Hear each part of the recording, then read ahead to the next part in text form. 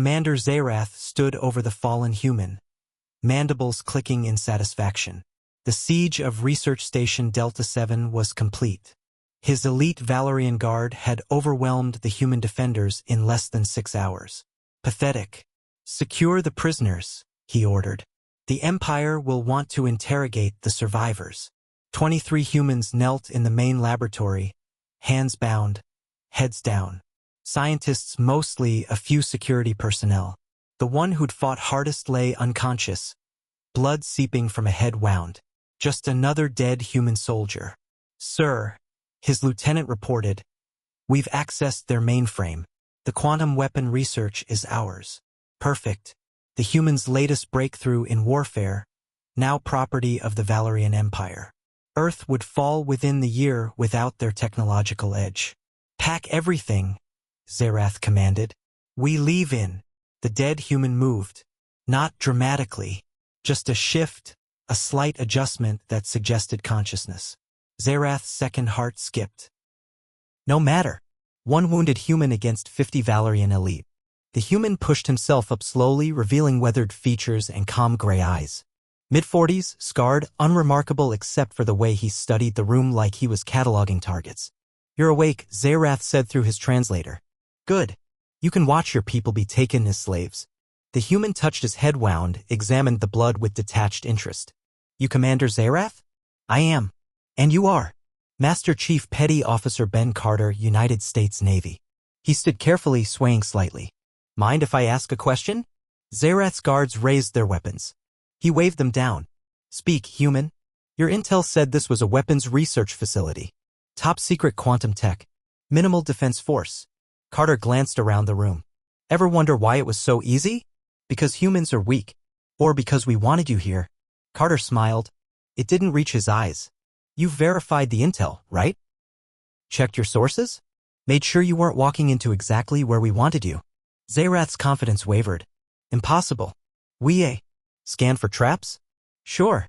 Energy weapons, explosives, standard stuff. Carter walked to a workstation, guards tracking his movement. But you forgot rule number 1. What rule? Carter typed something on the console. Always know your exit. The blast doors slammed shut. Every door, every ventilation shaft, every possible exit sealed with a distinctive hiss. Emergency lighting bathed the room in red. Lockdown protocol, Carter explained calmly. Quantum encrypted, time-locked. Can't be hacked, can't be blown. Opens in 72 hours. Open them. Zerath roared. Now. Can't. That's the point of a trap. Carter sat on a desk, casual despite the dozens of weapons aimed at him. See, we've been studying you. Valorians are silicon-based, right? Breathe a methane-ammonia mix? Zerath's 4 eyes widened. Humans are carbon-based. Oxygen breathers. Carter tapped a gauge on the wall. This station's life support just switched to pure oxygen. We can handle it for days. You? Well, already Zerath could feel it. The burning in his respiratory system. His soldiers shifting uncomfortably as Earth's atmosphere became poison. You're bluffing. You'll die too. Maybe. Carter shrugged. SEALs are trained to operate in hostile environments. Altitude, pressure, temperature extremes. We can slow our metabolism, control our breathing. Your people? You've got maybe 6 hours before the oxygen toxicity causes permanent damage. 8 before it's fatal. The hostages aren't hostages. Carter nodded to the kneeling humans. They raised their heads, revealing hard eyes and hidden smiles. Strike Team 7. We've been playing scared scientist for 3 weeks. The wounded humans stood, shaking off their restraints like they were made of paper. Special operators all trained to sell the deception. You have 2 choices, Carter continued. Surrender, and we'll switch life support to something you can breathe. Or fight, waste your oxygen faster, and die here. Zerath's mind raced.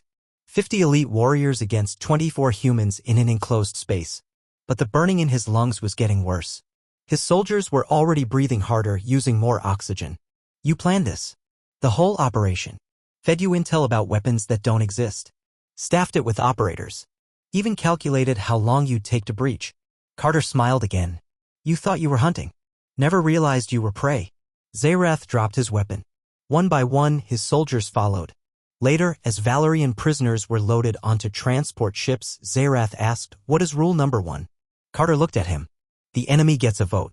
You forgot that we might want to lose, that getting captured might be the victory. In the teams, we call it thinking ahead. The Valerian Empire never attempted another ground operation against human facilities. They'd learned rule number 1.